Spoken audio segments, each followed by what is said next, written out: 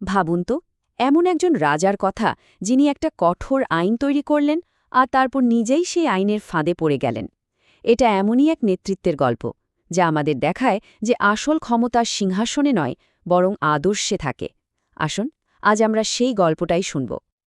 এই প্রশ্নটাই কিন্তু আজকের আলোচনার একেবারে কেন্দ্রে।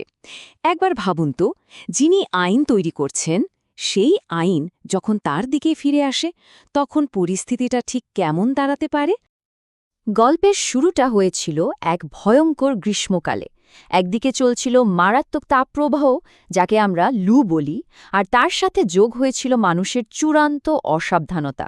এই দুটো মিলে পুরো রাজ্যকে যেন একটা জ্বলন্ত চুল্লির মধ্যে ঠেলে দিয়েছিল। দেখুন, সমস্যাটা শুধু গরম ছিল না, রাজ্যের বেশিরভাগ বাড়িই ছিল ঘাস আর খড় দিয়ে তৈরি, মানে আগুন লাগার জন্য একদম প্রস্তুত। কিন্তু আসল সমস্যাটা ছিল অন্য জায়গায়, মানুষের চরম উদাসীনতা।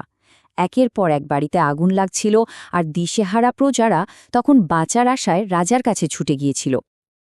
আর এই ভয়ঙ্কর পরিস্থিতিতে রাজা বিম্বসার পড়লেন এক কঠিন পরীক্ষায়। তার সামনে দুটো পথ খোলা, একদিকে প্রজাদের জন্য তার গভীর মমতা, আর অন্যদিকে রাজ্যের শৃঙ্খলা ফিরিয়ে আনার কঠিন দায়িত্ব। রাজা হিসেবে তিনি ছিলেন খুবই দয়ালু, মানুষের কষ্ট দেখলে তার নিজেরও কষ্ট হতো। কিন্তু একজন শাসক হিসেবে তিনি খুব নীতি মেনে চলতেন। তিনি পরিষ্কার দেখতে পাচ্ছিলেন যে এইভাবে প্রজাদের সাহায্য করতে গিয়ে রাজ্যের কোষাগার, মানে রাজকোষ, প্রায় খালি হয়ে যাচ্ছে। একদিকে মায়া, আরেকদিকে কর্তব্য, এই দুইয়ের মধ্যে তিনি রীতিমতো দোটানায় পড়ে গিয়েছিলেন। ক্রমাগত সাহায্য আর ক্ষতিপূরণ দিতে গিয়ে রাজকোষের উপর চাপটা এমন পর্যায়ে চলে গিয়েছিল যে রাজ্যের ভবিষ্যতই যেন অন্ধকারের দিকে এগোচ্ছিল। রাজা বুঝলেন পুরনো পদ্ধতিতে আর কাজ হবে না, তাকে এবার নতুন কিছু ভাবতেই হবে। তো এই সংকট থেকে বেরিয়ে আসার জন্য রাজা একটা চূড়ান্ত পদক্ষেপ নিলেন। তিনি এমন একটা আইন জারি করলেন যা শুনতে হয়তো খুব কঠোর, কিন্তু তার মনে হয়েছিল রাজ্যের ভালোর জন্য এটাই তখন দরকার ছিল। রাজার আদেশটা ছিল একদম সোজাসাপটা আর ভীষণ কঠিন। যার বাড়িতে আগুন লাগবে তাকে 1 বছর শ্মশানে বাস করতে হবে। ব্যাস, এই একটা কথাই প্রজাদের মধ্যে একই সাথে ভয় আর সতর্কতার জন্ম দিল। রাজার উদ্দেশ্য কিন্তু কাউকে শাস্তি দেওয়া ছিল না, বুঝলেন? তিনি আসলে প্রজাদের মধ্যে দায়িত্ববোধ জাগাতে চেয়েছিলেন। তিনি বুঝেছিলেন যে কখনো কখনো ভালো কিছুর জন্য কঠোর হতে হয়। তিনি চেয়েছিলেন প্রজারা যেন নিজেদের সুরক্ষার দায়িত্বটা নিজেরাই নিতে শেখে। আর জানেন, রাজার এই কঠোর নীতিটা কিন্তু দারুণভাবে কাজ করেছিল। আইনটা জারি হওয়ার পর রাজ্যে আগুন লাগার ঘটনা বলতে গেলে প্রায় বন্ধই হয়ে গেল। ভয়ের কারণেই হোক বা দায়িত্ববোধ থেকেই হোক, সবাই অনেক বেশি সাবধান হয়ে গিয়েছিল। রাজ্যে যখন ধীরে ধীরে শান্তি ফিরে আসছে, ঠিক সেই সময়েই নিয়তি যেন রাজার জন্য এক নতুন পরীক্ষা সাজিয়ে রেখেছিল। আর এবারের চ্যালেঞ্জটা ছিল খোদ রাজার নিজের জন্যই। রাজ্যে তখন পুরোপুরি শৃঙ্খলা ফিরে এসেছে। আগুনের সেই ভয়াবহ দিনগুলো এখন অতীত। প্রজাদের জীবনেও শান্তি ফিরেছে, চারদিকে একটা বেশ শান্ত স্বাভাবিক পরিবেশ। কিন্তু সেই শান্তি হয়তো বেশি দিন টিকল না। এমন একটা ঘটনা ঘটল যা কিনা গোটা রাজ্যের ভিত নাড়িয়ে দেওয়ার জন্য যথেষ্ট ছিল।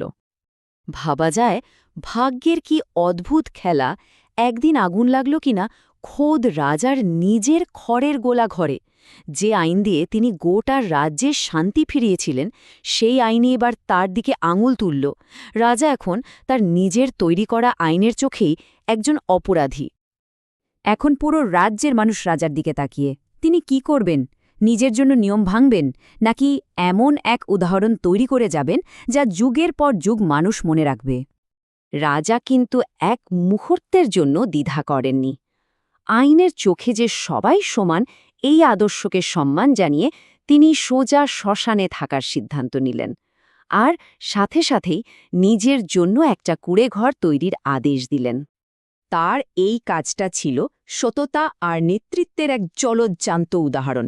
দেখুন, প্রথমে দুর্যোগ এলো, তিনি সেটার মুখোমুখি হলেন। তারপর তিনি নিজের দায়িত্বটা স্বীকার করলেন, আর সব শেষে নিজের কাজের মাধ্যমে এক অসাধারণ আদর্শ স্থাপন করলেন। আর এখানে লুকিয়ে আছে এই গল্পের সবচেয়ে বড় শিক্ষাটা। রাজা নিজের কাজের মাধ্যমে এটাই প্রমাণ করে দিলেন যে যারা নিয়ম বানায় তাদের নিজেদেরও সে নিয়ম মেনে চলতে হয়। কারণ একজন নেতার মুখের কথা নয়, তার কাজই সাধারণ মানুষকে সবচেয়ে বেশি অনুপ্রাণিত করে।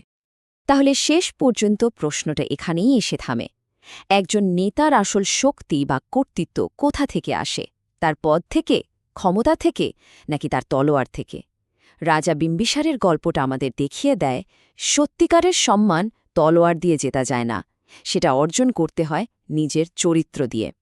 এই প্রশ্নটা নিয়ে ভাবার জন্যেই আজ আমরা আলোচনাটা এখানে শেষ করছি।